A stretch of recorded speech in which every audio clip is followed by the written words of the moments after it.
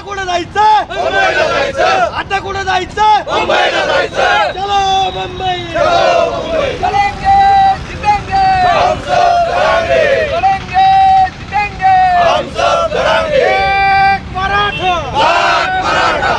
बीडमधील मराठा समाजातील बांधव हे आता अंतरवली सराटीकडे निघाले. तर आपण समोर पाहतोय अशा पद्धतीने या ठिकाणी शिवाजी महाराजांच्या पुतळ्यामध्ये घोषणाबाजी करत हे सगळे त्या ठिकाणी निघालेले आहेत. भगवे गमजे देखील प्रत्येकाने घेतलेले आहेत. तर मुंबईच्या दिशेने जात असताना त्यांनी काय काय साहित्य सोबत घेतलं आपण त्यांना विचारणार आहेत. नेमकी काय तयारी केली, कशा पद्धतीने चाललाय?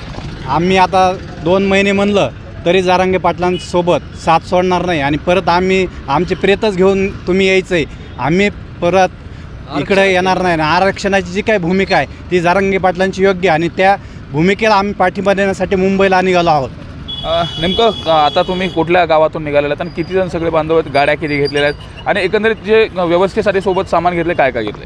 आम्ही मूळ रहिवासी शिरसमार्गचे.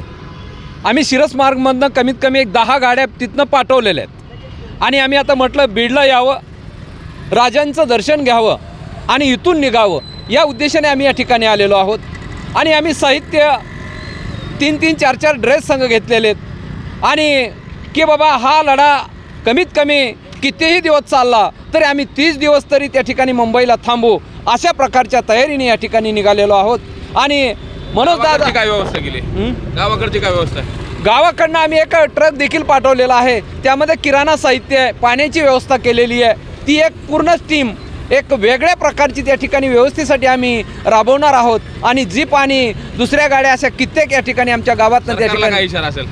आम्हाला या माध्यमातून सरकारला एकच इशारा आहे की बाबा आता तरी आम्हाला त्यांनी आरक्षण द्यावं.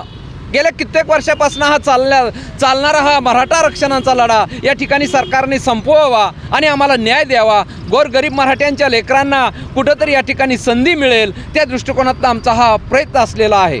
आपण पाहतो हे आक्रमक झालेले बांधव आहेत. जोपर्यंत लढा चालेल तोपर्यंत आम्ही जे साहित्य आहे ते साहित्य देखील सोबत घेतलेले. मात्र एकंदरीत आता जे लोक आहेत त्यांच्या जनभावना काय आहेत? आता एवढ्या मोठ्या प्रमाणात सगळेजण तुम्ही अंतरवली सराटीकडे चाललात. सर्वप्रथम या ठिकाणी मी एवढं सांगू इच्छितो की ती आझाद मैदानावरती संपूर्ण महाराष्ट्रातले सर्व मावळे या ठिकाणी जाणार आहेत. परंतु या ठिकाणी सरकारने जाणीवपूर्वक त्या ठिकाणी आडकाठी आणलेली आहे. तर आपण पाहत असताना 58 लाख या ठिकाणी नोंदी सापडल्या असूनसुद्धा काय पुरावा पाहिजे नेमका समजा शासनाने आम्हाला सांगावं. नेमका त्यांना शासनाला कोणता पुरावा पाहिजे की कुणबीमध्ये आपण जात नाहीत याच्यासाठी शासनाने आम्हाला काय असा आदेश द्यावा. नसता आम्हाला आमची प्रेतयात्रा त्या ठिकाणी काढावी. मात्र मागच्या वेळेस बघितलं, मागच्या वेळेस असंच मुंबईपर्यंत गेलं आणि वाशीमधून परत गुलाल उधळला आणि परत माघारी आले, पण काय झालं नाही त्याचा. शासनाने आम्हाला गाजर दाखवलं, बनवाबनवी केली. पण या टायमाला आता कसल्याही प्रकारे सामान्य मावळा सुद्धा या ठिकाणी जोपर्यंत ते जिहारा काढत नाहीत, कायद्यामध्ये ते बसत नाहीत तोपर्यंत आम्ही माघारी हटणारच नाहीत. हा ठाम निर्णय महाराष्ट्रातल्या स्थानिक कोपऱ्यातल्या सर्व मावळ्यांनी घेतलेला आहे.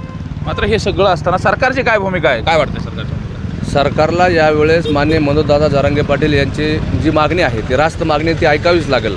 कारण संपूर्ण महाराष्ट्रामधील फक्त 30% मराठा कुणबी म्हणून राहिलेला आहे. पश्चिम महाराष्ट्राचं आपण बघितलं तर बीड जिल्ह्याच्या 2 किलोमीटर बाजूलाच सरकार तशा पद्धतीने सकारात्मक आहे असं वाटतंय का? सरकारला सकारात्मक भूमिका या ठिकाणी घ्यावीच लागेल. कारण त्याशिवाय पर्याय नाही. कारण सरकारला कुठलाही कायदा करायचा असेल तर पुरावा लागतो. समजा त्यांना पुराव्याची मागणी ते करतात. परंतु आता आपल्या मराठवाड्यामध्ये 59 लाख नोंदी कुणबी म्हणून सापडल्या. सरकारनं लवकरात लवकर मराठ्यांना आरक्षण द्यावं. नसतं पुढील जे जरांगे पाटील जी भूमिका घेतील त्या भूमिकेबरोबर आम्ही त्यांच्याबरोबर आहोत. निर्धार आहे तुमचा, आज निर्धार करून चाललाय तुम्ही? आम्ही पाटलांच्या सोबत कायमस्वरूपी राहणार आहोत. लक्षात घ्या, पाटील हे काय स्वतःच्यासाठी आरक्षणाचा लढा लढत नाहीत. हे पाटील हे गोरगरीब मराठ्यांच्या लोकांसाठी लढत आहेत. बिचारे इतके विद्यार्थी वंचित आहेत शिक्षणापासून, सगळ्या गोष्टीपासून. आरक्षण घेतल्याशिवाय माघारी येणार नाही असं पाटील जे आदेश देतील त्या आदेशाला आम्ही त्यांच्या पाठीशी आहोत.